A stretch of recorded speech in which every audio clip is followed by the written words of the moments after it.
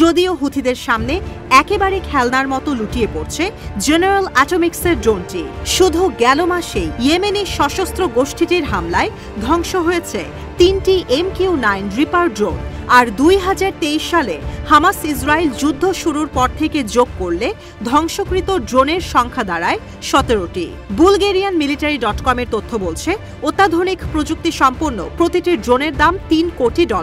অর্থাৎ শুধু মার্চ মাসেই হুথিদের হামলায় যুক্তরাষ্ট্রের আর্থিক ক্ষতি প্রায় 363 কোটি টাকা, আর 15 মাসে ক্ষতি 6000 কোটি টাকার বেশি, যা ব্যয়ে একটি রণতরী ক্রয় করা সম্ভব। তবে হুথিদের হাতে মার্কিন ড্রোন ধ্বংসের খবরে অনেকটাই হতভম্ব হয়ে পড়েছেন বিশ্লেষকরা।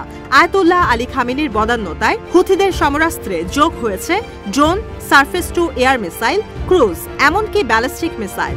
বিশ্লেষকদের ধারণা, পুরনো প্রযুক্তির সঙ্গে স্থানীয় প্রযুক্তির সংমিশ্রণে সমরাঙ্গনে অনন্য উচ্চতায় পৌঁছে গেছে হুথি বিদ্রোহী গোষ্ঠী।